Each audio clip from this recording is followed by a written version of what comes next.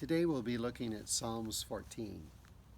It's an unusual psalm in that, unlike most of the others in the book of Psalms, it's not a passage directed towards God, but rather an observation, an assessment by the psalmist himself of what he observes in the world in which he is living and how he observes God interacting with that world.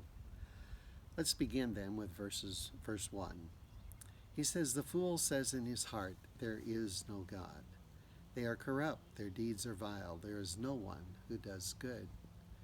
You can see as he looks around in his contemporary environment, he discovers this kind of dynamic. Persons who say there is no God. And the assessment of the psalmist is that this is a corrupt state and a difficult one out of which to live faithfully. And then in verse 2 he says, "The Lord looks down from heaven on all mankind to see if there are any who understand, any who seek God." And again, this is the assessment or the observation of the psalmist, knowing that God watches over his creation, that he has of great particular interest in humankind, watching both those who believe in him and those who do not. And this is the psalmist's assessment of what God is doing. And then in verse 3, here's the conclusion that the psalmist has come to out of the Lord's observation of his creation and the people within it. He said, "All have turned away, all have become corrupt. There is no one who does good, not even one. Do these evil doers know nothing?" The psalmist is appalled at how people have responded to a God who loves them, who has made provision for them in all areas of their lives. And they have responded this way.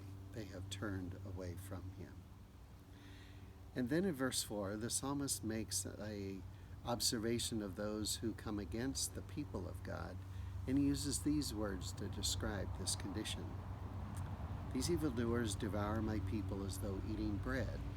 They never call on the Lord, but there they are, overwhelmed with dread, for God is present in the company of the righteous. You evildoers frustrate the plans of the poor, but the Lord is their refuge."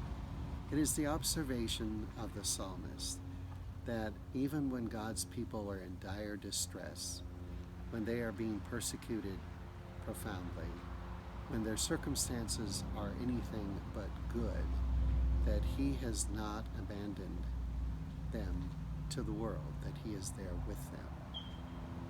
And then he finally concludes in verse 7, and this shifts to his current line of observation.